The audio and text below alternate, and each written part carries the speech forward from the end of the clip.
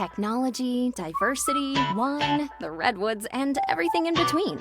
Welcome to the Northern California Bay Area, and one show takes you inside the real estate that makes it all happen. This is By the Bay. Hey everyone, welcome back to By the Bay. I'm your host, Dan Anchetta, and I appreciate you being here. I have two fantastic guests today. Lisa Hanna and Tim Freeman are here from Vanguard and other things we'll talk about from Vanguard Properties, a great brokerage that's based in San Francisco, and you guys are in the Sonoma office, right? Yes. So introduce yourselves and tell the audience who you are and kind of how you play in real estate and how you help your clients. Well, thanks for having us. Yeah, Dan. absolutely. Appreciate it.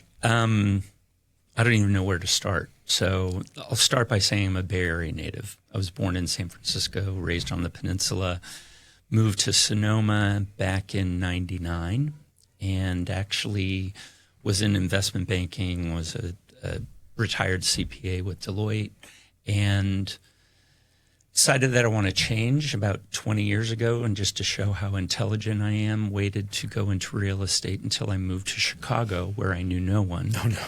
And started in the business, and actually was smart enough, though, to start with the largest Coldwell Banker office in the nation. There were 250 agents in this one office. They did about $4 billion in sales, and so I could take crumbs off of other people's plates to start my own. Was in the sales side for about 5 years, then became the assistant managing broker in that large office. And then subsequent to that, became the managing broker of their luxury office in the Hancock building in downtown Chicago. So I got to experience kind of, excuse the term, Trump Tower and all of these other large scale buildings going up and kind of filling those, and had some really amazing agents that I worked with for a couple of years. Moved back to Sonoma County and ended up managing what was the largest real estate office in Sonoma County for, well, actually in wine country, frankly, for a couple of years up in Santa Rosa. I managed the Coldwell Banker office up there. Subsequently wanted to be a coach rather than a manager, and then realized after doing that for about 4 years that basically you're a babysitter and dealing with people's emotional issues. And I have a partner who's a therapist. I thought best one of us be one rather than both of us. And so I went back into the sales side about 6 years ago. Awesome. I have so many questions to follow up, but I go to No Lisa. worries. Yeah, I'm like making mental note. I got to pull on that string. I got to ask her about that. So Lisa, go ahead. Well, thank you again, Lisa Hanna, a colleague of Tim, and very excited to be in the Sonoma office with Tim, and truly very grateful that Tim and I knew each other before, and then we decided to kind of come together and really expand out the Sonoma Valley presence that Vanguard has, and use the two of us and our skill set. So my beginning in real estate started, quite frankly, with my grandmother, which Tim loves to tell the story, but my grandmother was the first woman real estate broker in San Francisco. She ran Excelsior Realty. She was quite a character. She had wigs that matched her shoes and the whole thing, and Amazing. the gold and the metallic. Iconic. And the red lipstick that was on every cup that you ever saw, and the cigarettes, and I mean it went on. And her favorite place to do business was at Westlake Joe's, which I know Tim knows, a very iconic place. And I still remember being a little girl. She was supposed to be babysitting me, but she was out there doing deals. And just an amazing woman. So I was this young little girl running around, and she was actually one of the first flippers. She was buying these homes in the Excelsior and hiring off-duty firemen to come and help her flip these homes. I don't even want to know how she got them there. It's like, that's a whole nother story, but she would really flip these homes and kind of go in there. So not only did I watch her do the deals, I also watched her go in there and really, kind of renovate and turn over these and create these little smaller, almost shanties, that were some part of this to flip over. Anyway, long story short is that was the beginning. So your roots go back to early days, like first female broker in San Francisco, which is that's like iconic. That's amazing. And you didn't get right into real estate, right? I didn't. Great question. No, I wanted to pave my own way, and had, I don't know, proverbial cinder blocks on, and I had to go prove myself. So I actually went the investment side. I went into Wall Street, came out of the Haas School of Business, and worked for an iconic firm, RCM Capital in San Francisco, one of the larger buy-side firms.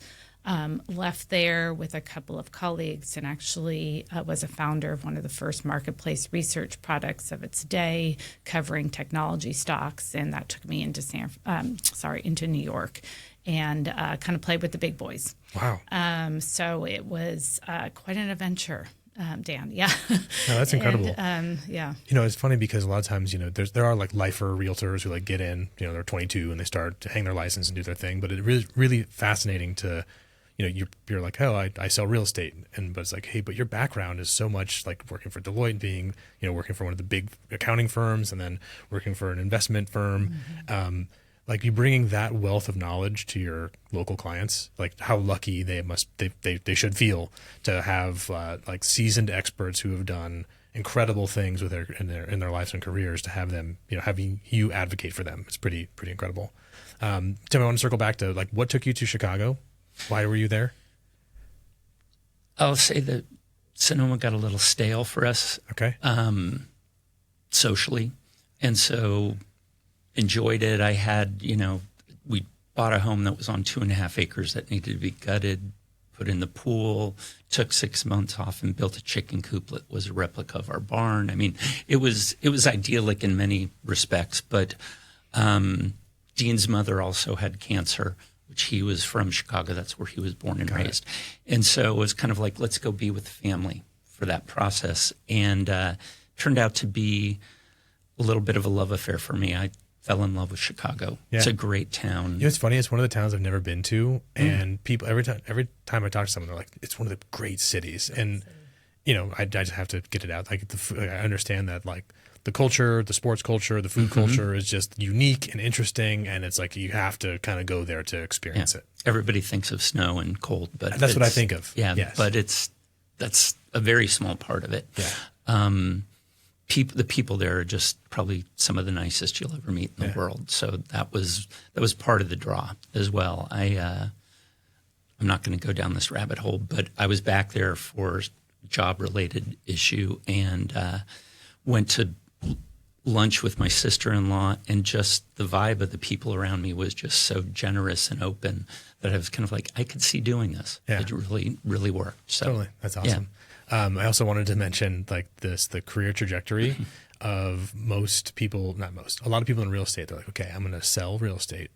But the real goal is to manage people selling real estate so that I don't have to go sell the houses and do the things. I will like make money when other people are successful, and I'll teach them what I know, but I need to go do it first, right? And like have like the credentials to be like, I've sold X amount, I know how to do this, I know how to do that. And the number of like boomerang people who come back around, they're like, management sucks. Like, I don't want to do that. I just want to like, it's actually easier just selling the houses and dealing with the clients and do the thing. That was your experience. Yeah, just as one example, just to give a kind of gild the lily on that. One night I took some of my agents out for drinks, came back in, decided to go back and grab my mail, walking back there, and I look over in one of my conference rooms, and one of my agents is getting Botox shots in the office. And I was kind of like, what are you doing here? You're right. Yeah. She's like, Timmy does house calls. And I'm like, why aren't you at your house? Do you live here too? Right. But the way that I kind of characterize some of the grand moments of managing were those situations where I'd get a text at 4 a.m. She stole my client. And my text back usually was, have you taken your pills yet? Because it just, now granted, this was in kind of that dramatic high-end environment where some of that existed. Not in the meat and potatoes of getting the job done every day, but there certainly were those days. I think, it happens in the mortgage industry as well. It's like, okay, you're a top producing loan officer. So clearly the next step is for you to be a branch manager, which means that you want to hire loan officers and teach them how you have built your business and then like make money when they make loans. And people do that. And turns out that a lot of people who are high-end producers are terrible managers and have zero management skills, and they're best suited just to be salespeople. But we have a lot of pressure, I think, is in, on the real estate sales side and the mortgage side, where it's like, well, you have to take a next step. You have to like do the next thing, and that's managing people. And it turns out that when you do that, your personal production starts to suffer. And if you're not a very effective manager, then the branch also suffers. And actually, you're taking your best salesperson and making them less of a salesperson. Right. And the reality is that since everyone's like self-employed, like just because you have a strong salesperson as a leader doesn't mean that it's going to be contagious, and someone who is otherwise not making their calls and doing their daily tasks is all of a sudden going to be like, well, now that Tim's my manager, I guess I better start doing that. Like if you don't have the drive to do it, you're not going to do it. Right. Yeah. So it's one of those funny things where it's like, actually, we're better off hiring a great manager and teaching them the real estate skills than taking someone who has the real estate skills and trying to teach them to be a manager. But the industry has it all backwards, and that's like common in your industry and mine, and it's one of those things that drives me absolutely bonkers. But anyway, okay, so tell me now, so you're in the Sonoma market, which is a fantastic market. It's a higher end market. It's a more luxury second home kind of like legacy housing market. Tell me about what's going on in that market specifically. I want to kind of dive into things that are impacting home buyers and home sellers today, and what you're to tap into your expertise. So can you give me the high level of what's happening in the markets that you're playing in? Do you want me to take a stab and then? Yeah, go ahead and Sorry. I'll add to it. Yeah. So what I've found is it's stratified in a certain manner. And what I've found is that in the current environment, the very high end, and by very high end, let's say 4 million and above, last year was really slow. Okay. There were a lot of homes that just sat, and frankly, we're seeing a lot of those homes cycle back onto the market this year. This is I'm going to take it off the market for a certain amount of time so that when I relist it, it shows up as a new listing. Right. Okay. Right. To look fresh. Right. And, so that's happening in the higher end. And depending on the home, agents are working with their clients, coming up with different strategies on how they're positioning themselves.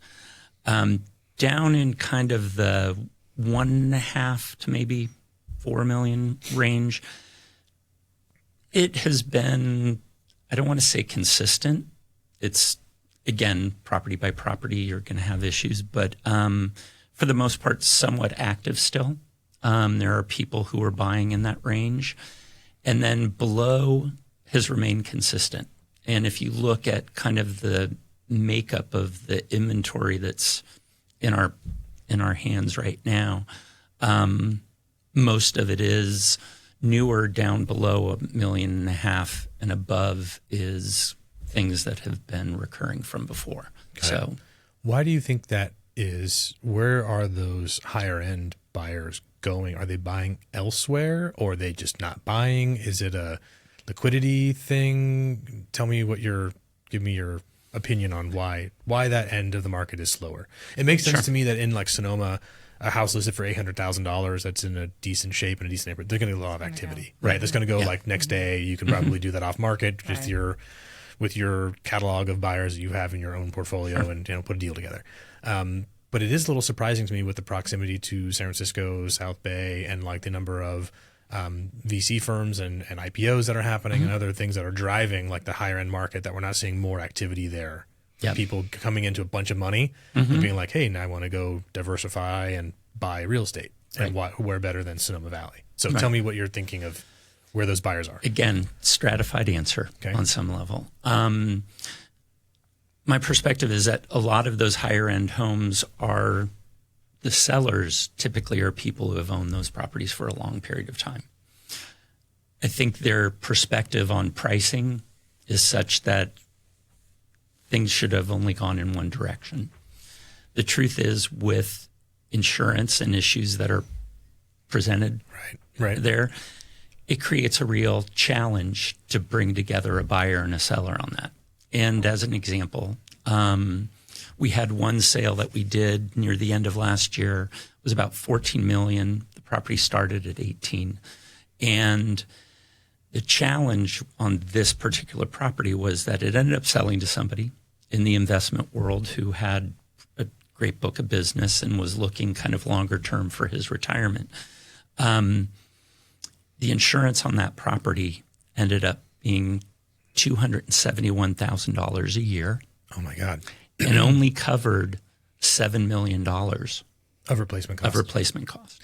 So for the listener who's maybe not totally familiar, the number of insurance companies that are writing policies in California is down. I don't know the exact number, but let's say there was 100 companies that would write before. There's like 20 or 10 now. There's not that many. So a lot of the household names are just not writing new policies. And if they are writing policies, they're being very specific about where they're writing those policies to lower their overall risk. So if you have a high-end property that has a lot of like high-end finishes and very expensive replacements, and is also in a high fire area where most of these houses are built, they're not like in the center of town. They're like on the outskirts with acreage and trees and open fields and other things that are attractive. Those are in higher likelihood fire maps, which are think of like flood zones. They have that for fire areas. So if you have a luxury home in a high fire area that hasn't been like specifically hardened against fire risk, meaning when the house was built, it wasn't built in such a manner where it kind of diffuses the risk of fire damage using like concrete materials and other things like to harden the home, your insurance premiums can be absolutely ridiculous. As an anecdote, I started in the industry about 10 years ago, and just a normal house in a subdivision, we used to quote like $75 a month when I'm putting together like an estimate, $75 a month. Baseline now is $250, right?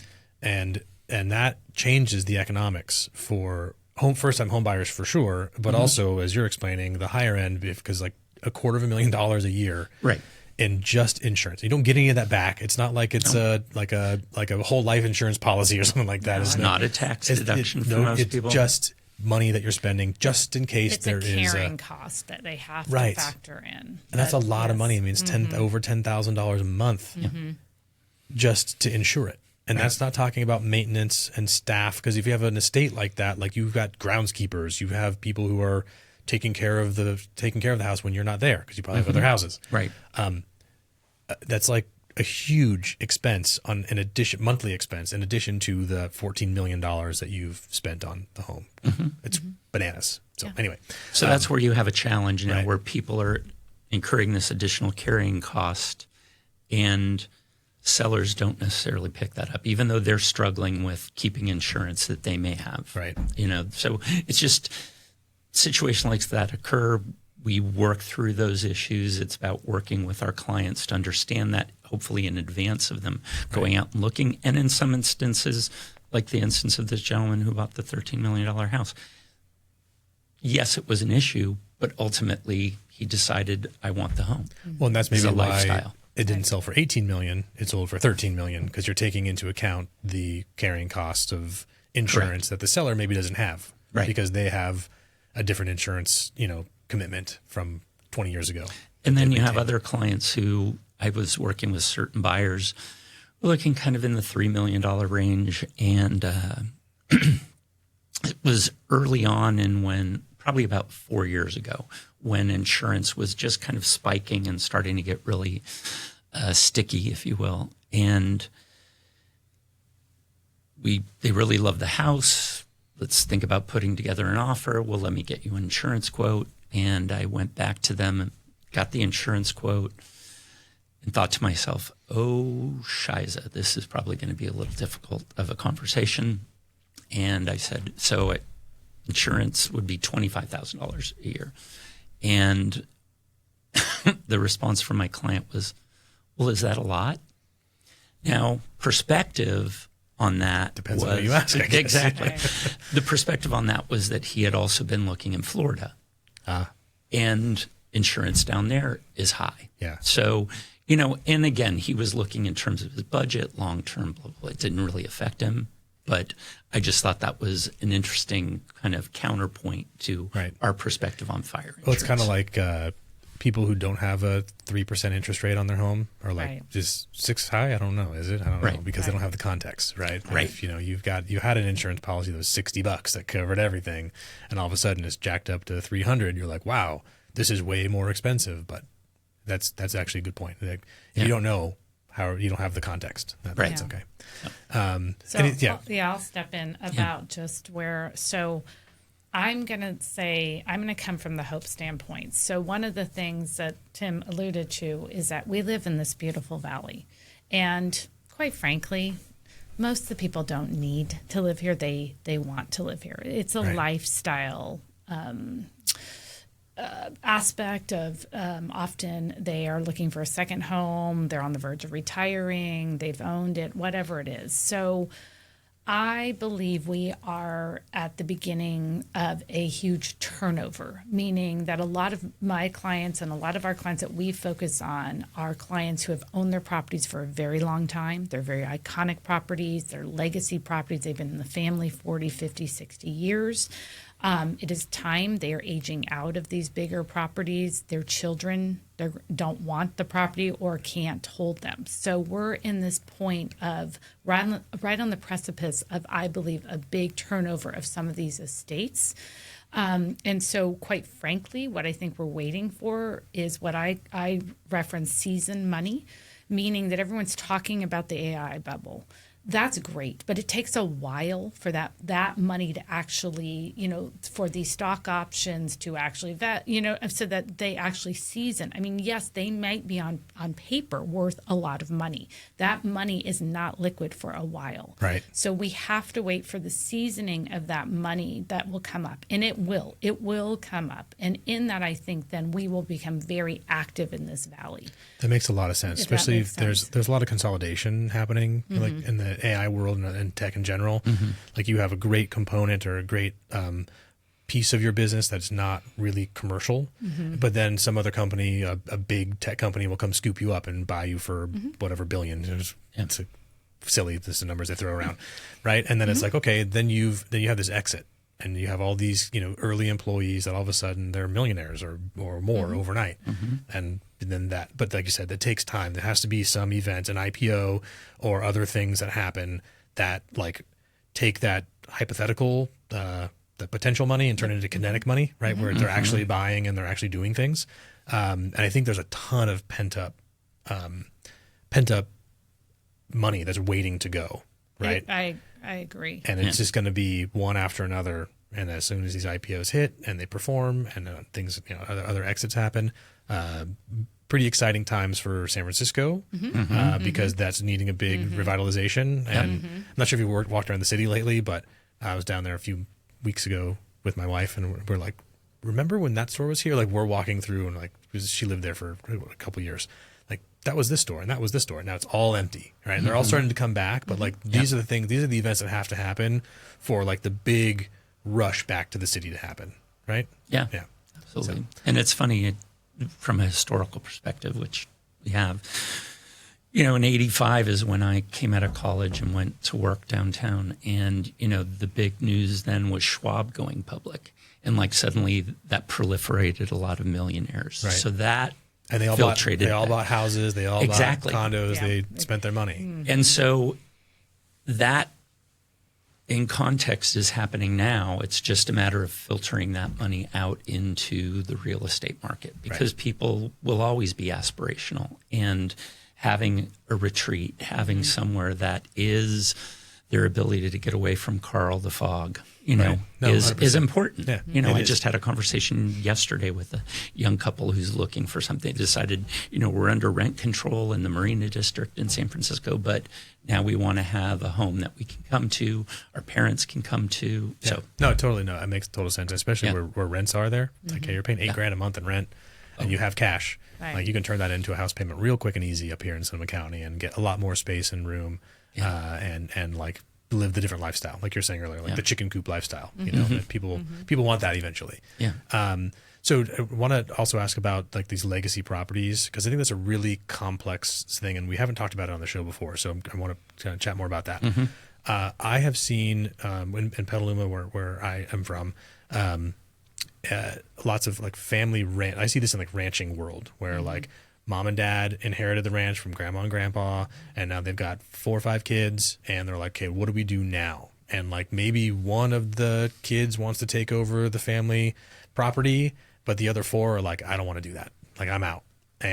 But they all want their money because the property is worth something. So like, how do you working with, so that's one example, but this happens with other large estates and other family properties where there's multiple heirs and people who, want to have some ownership interest in the house when mom, dad, grandma, grandpa, whoever it is, want to pass it down generationally. How are you handling those conversations? Because I think that's a really, really sticky thing. And I've seen families like break up and not talk to each other, and like really nasty things happen over money and real estate. So how do you help advise those types of clients? We're lucky we have an expert here who can speak to that. Do we? Yes, I had no idea. We absolutely do. They're alluding to the fact that I, as a sidebar, decided to become a mediator, and through the San Francisco Bar Association became a certified mediator just for this issue alone. I cut my teeth before I worked with my lovely colleague here in San Francisco real estate with families that were grappling with big portfolios of multifamily properties and so on, that just the same thing was happening, right?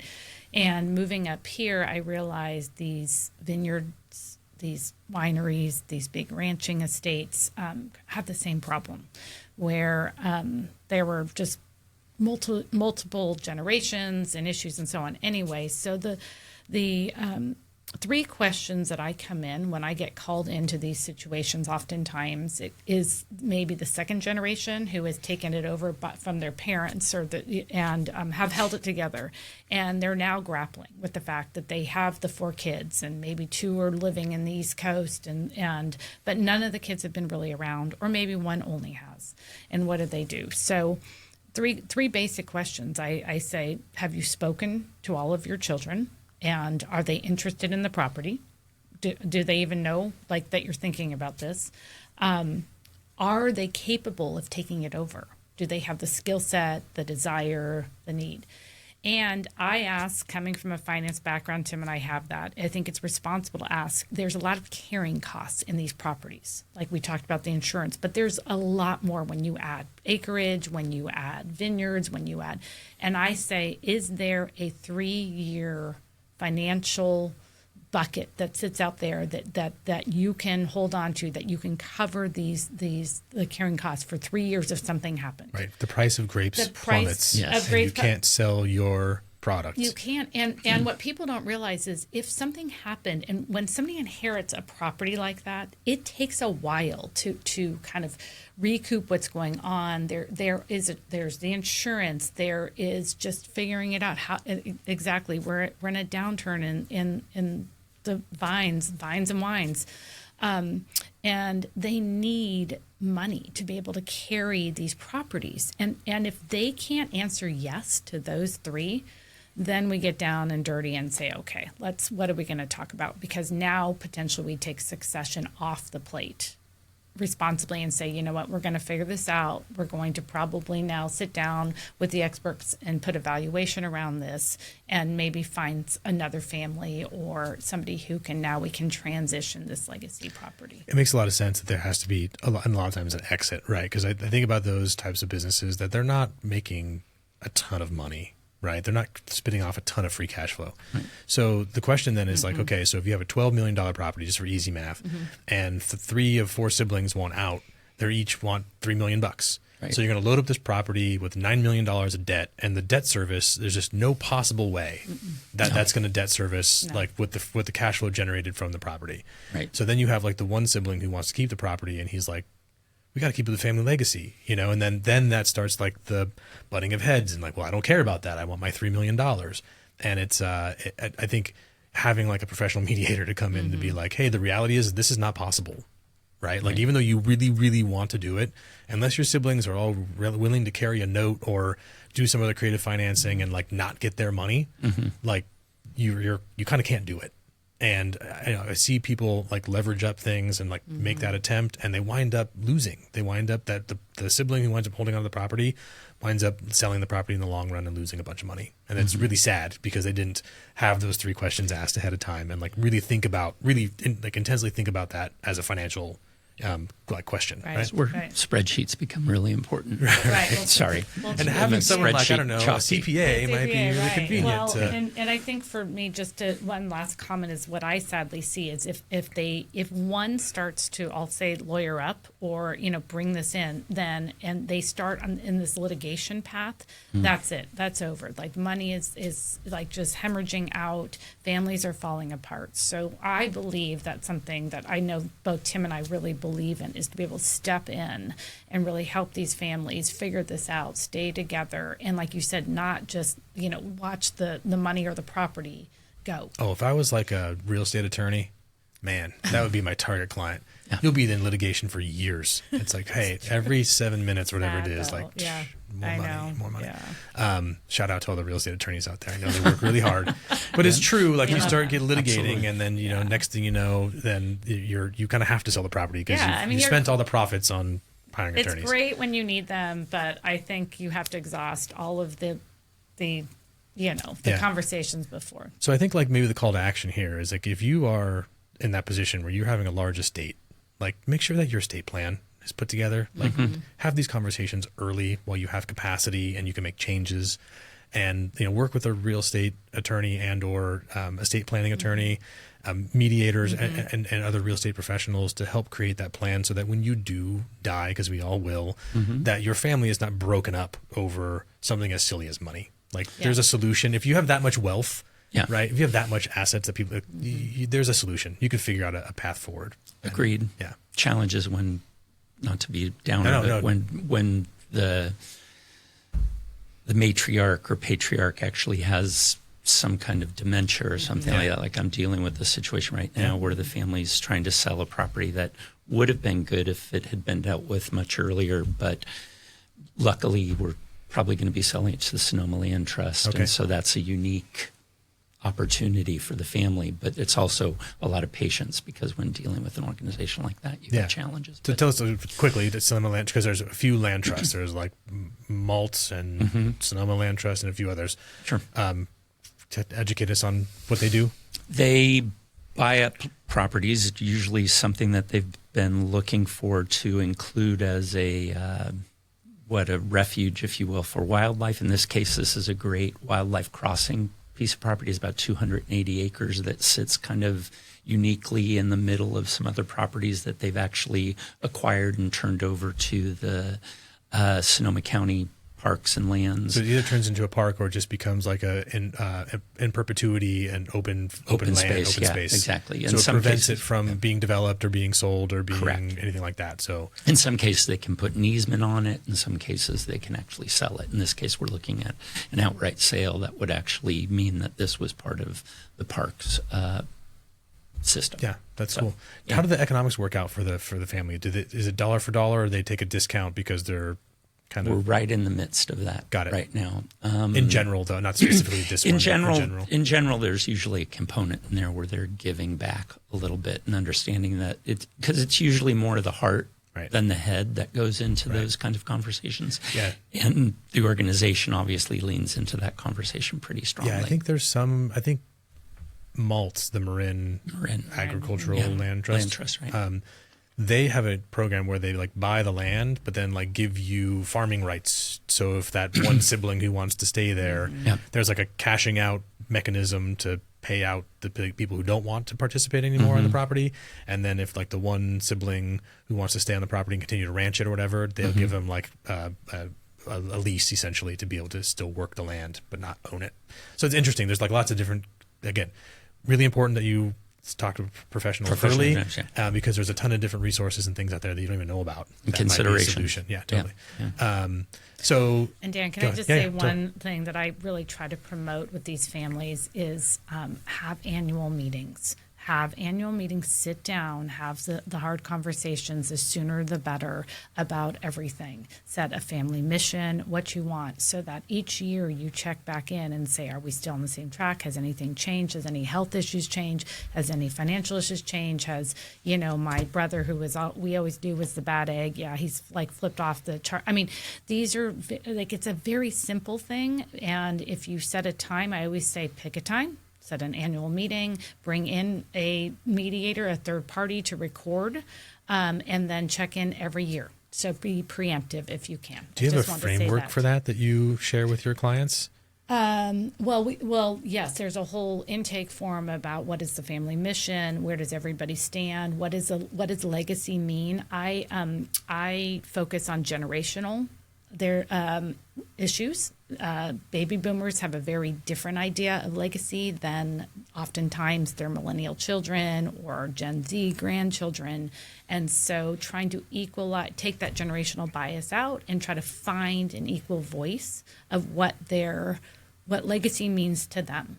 And so there's a whole intake form, and then usually you do that, and then you want to set up a meeting every 6 months or if something happens. And that way you get ahead of it. And I think that's so valuable. I think that's like a service that people, should. I mean, we have like family meetings with our little kids. We have a 8, 6, and 4-year-old. And it's like, hey, we got a level set. Let's get on the same page because we're all supporting each other, right? But I think like as they get older, it's really important to have those types of family meetings because in a way, not that, it's like your family is like a business, right? Like you have a mission and you have a vision and you have goals and you have a way, like a culture within your family. And to make sure that you're maintaining that and making sure that everyone is kind of like on the same page, but also as you accumulate wealth to like, how are we spending our money? What type of things are we giving to? How are we spending our time? I think it's really important. Like I'm thinking off the top of my head, like we donate money to things and like, that's probably pretty important to have a conversation with the kids at some point about what do they want to support, right? Because I want to instill instill in them at a very young age that when you have, you give, right? So yeah, very interesting. I think that's a cool differentiator for you to be like, hey, like this is a thing that you need to be thinking about. This is a way that you should be handling. That's really cool. So if you need a framework for that, because you can Google or they can reach out to you or something. I'll make sure your Vanguard. Yes, information is in the show notes. And even if you don't need real estate or mediation services, like email and get a resource and get in contact. That'd be really cool. So I want to like kind of dig deeper into like advice for folks. I think that's really needed in the marketplace. There's a lot of content out there that's just kind of like, you don't need 20% down. Okay, we all know that. So give me like, if you were a home buyer and then also a home seller, what's one piece of advice that you have for someone right now if they're preparing to buy or sell in like 6 months out, right? They're looking at late summer, right? What should they be doing now to prepare for that, in your opinion? I'm going to be a little contrary here and just say buy now, sell now, just because you always know what you're in right now. And especially on the buy side, I just had this conversation with this couple that I was talking about who rents in San Francisco and looking buying up here. I just said, the market is probably going to be very different in 6 months up here than it is right now. And part of that is that I think we are going to start to feel some of the energy of San Francisco. Just as an example, we like to keep ourselves abreast of what's going on in the whole Bay Area. And last Wednesday, we went down to our San Francisco office meeting where there's probably close to 100 agents who get together and talk about what's going on. And the energy there was off the charts in terms of properties coming on. As an example, or what kind of drives that conversation is supply and demand. So if you look at inventory levels, last year at this time, San Francisco had about 1,000 homes available for sale. Right now they have 600. So that's a pretty steep drop in terms of choice. And you couple that with a lot of an accelerator where people are actually purchasing quickly. Yes, the spring market always brings more inventory, but there's a lot more off-market opportunities that are happening, as well as the fact that, sorry, I totally blanked. But anyways, okay. There's a lot more. I wanted to just mention as an example, one property in particular. Now, this was, I think, the price point on this was $1.8 million. In our world, we look at how many disclosure packages we have out to people so that they're looking in earnest. There's a level of interest. This one property had 82 disclosure packages out. Wow. If I had that happen with any property that I was representing, I'd be a little freaked out because honestly, pulling that all together and making sense of it for a seller is going to be a challenge. Yeah, for sure. And you know that you've priced it probably under where you might have wanted to price it, but it depends. Or is your seller going to get more by underpricing or overpricing? Sometimes I'm surprised where something comes on the market and I'm like, I don't know, that price is a little high. It's like just looking at comparables and stuff, and then 19 offers and $400,000 of, it goes over for like 400K, and I'm like, wow, you just never know. You don't. And it's sometimes it's just that particular house, just the way that that feel. If it's turnkey and you walk in, you're like, oh, this is my place. Yes. Which could be different than the exact same model on the same street, but just is something about it, just slightly off. So obviously you try to price it where it's going to sell. I don't think that there's many people who are purposely underpricing things. Maybe a little bit. We have some who are really talented at that. I'll just say talented because they usually get their client to agree to a lower price. The market, my philosophy is the market will always take it to the right price. Yeah. And getting more eyes on a property is more beneficial. I understand pricing something that is going to go for like just over $1 million, pricing it like $990. That way, if like your search credentials are anything under $1 million, you want to get their attention because maybe they'll go $1.05 million, 1.1, something like that. Right. But I have seen some like it's a $2 million house and I'm listing for 1.3. It's like, wow. Like, so then it goes for 1.6 or like 2.6 or something like that. It's like, what, how do you, I don't know how you convince your client to do that. Because if I'm the client, if I'm the consumer in that case, I'm like, get out of here. We're not doing that. Right. I don't want to list my $2 million house for way, way, way under and just hope that, someone bids it up. I'll just use one example. Yeah. And this is why you do work with professionals in the marketplaces because we know this. But there's one agent in particular that I work with. She typically gets 15 to 18% over asking price.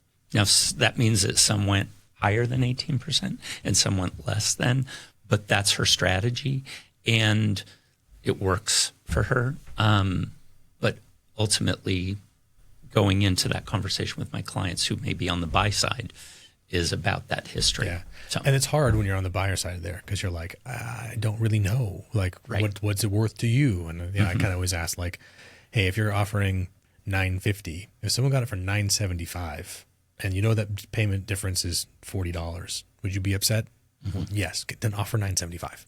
Thank you. And then do use the same math until you get to the point where you're like, I'm good. If someone wants to buy it for 1.1, let them have it, whatever that number is. Yeah. But like stress test that a little bit and go, okay, you're saying you're hard line at 950, but what if it went for 965?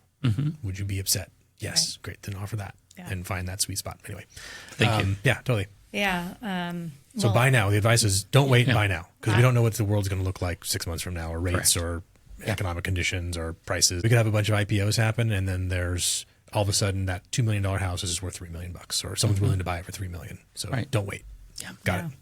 And I'm going to say the same thing. Oftentimes I'm dealing with the sellers and oftentimes I say don't wait because if I'm dealing with some of my older clients, as Tim alluded to, sometimes things happen, health issues happen, deaths happen.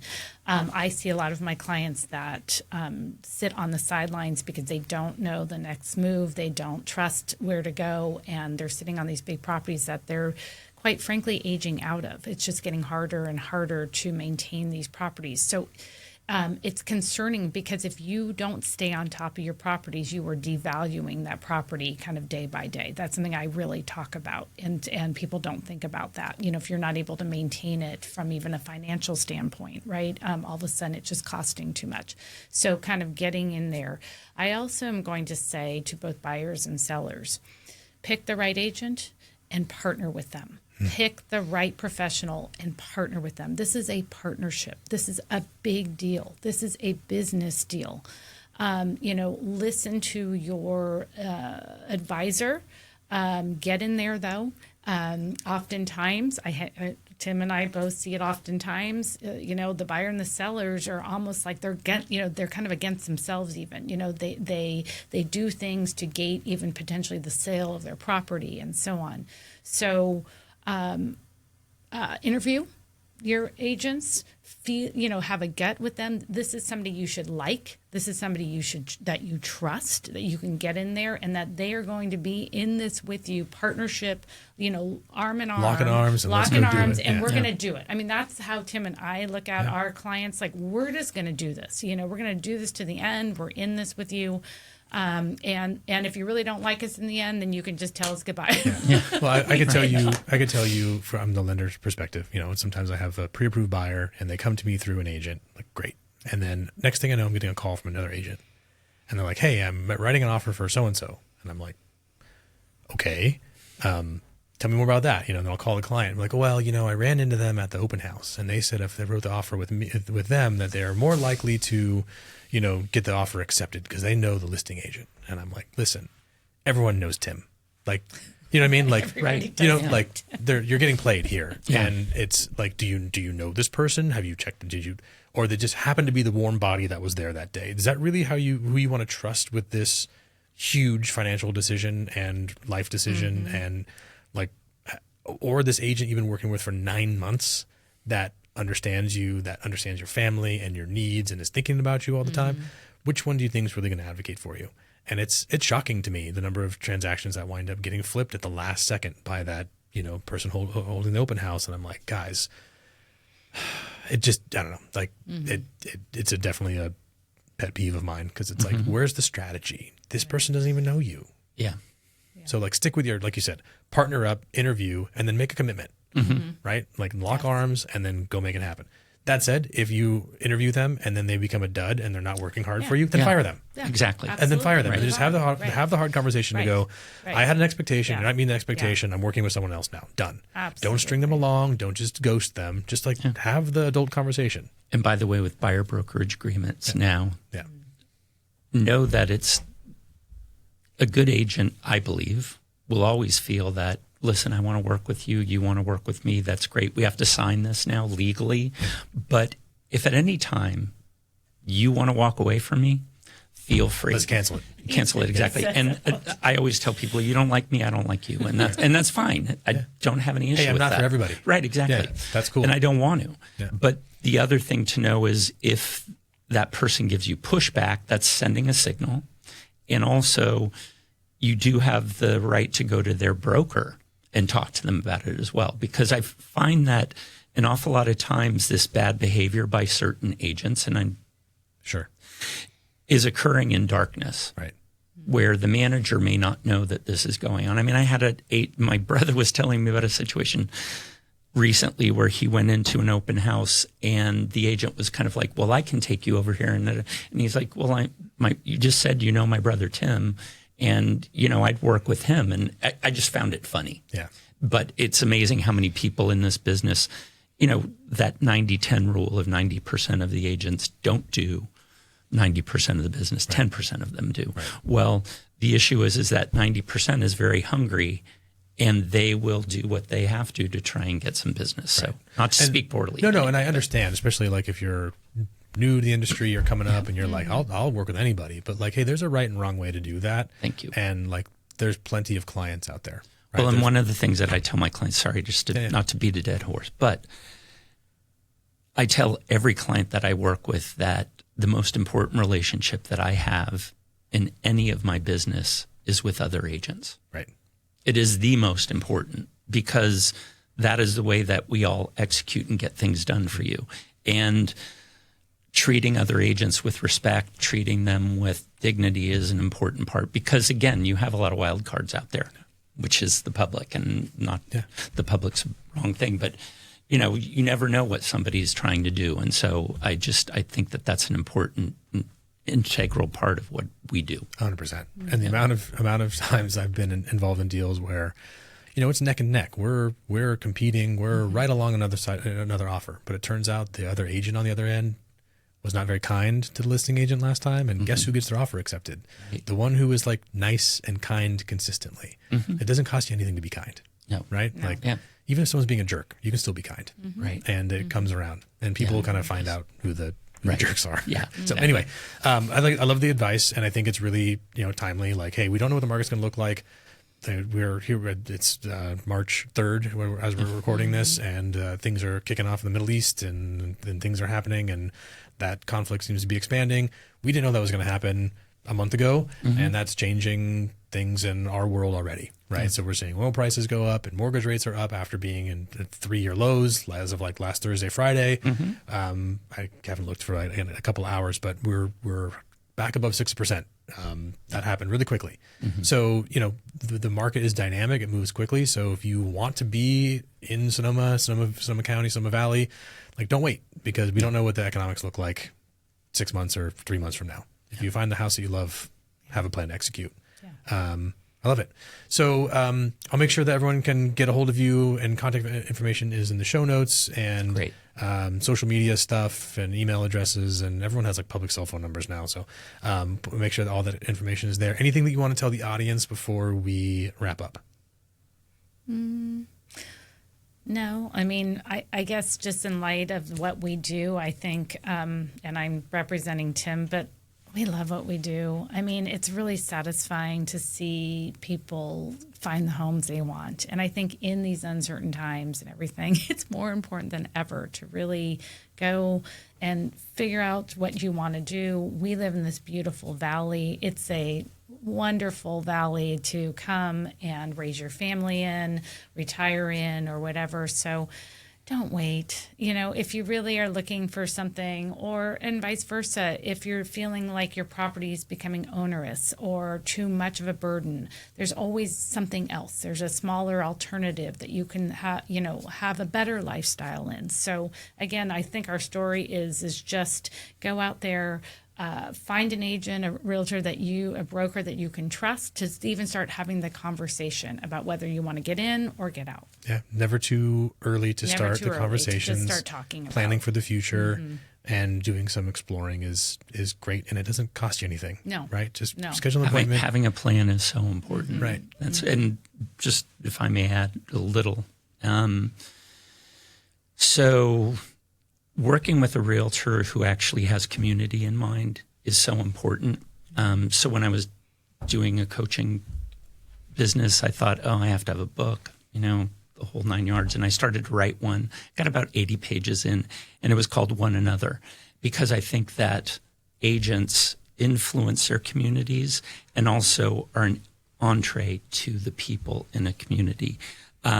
And I just think it's important to kind of dive into that area as well. I'm a Sonoma County Planning Commissioner, and that's part of my commitment to my community. I've also been involved in nonprofit boards and some things like that locally, but knowing your community is a really important thing because it is a big part of the lifestyle. Certainly, I feel like Sonoma Valley is one of the most generous philanthropic communities that I've been involved in, and just knowing that is important. And then last but not least, I'll just kind of throw a plug for Vanguard Properties, which is that we're celebrating 40 years this year.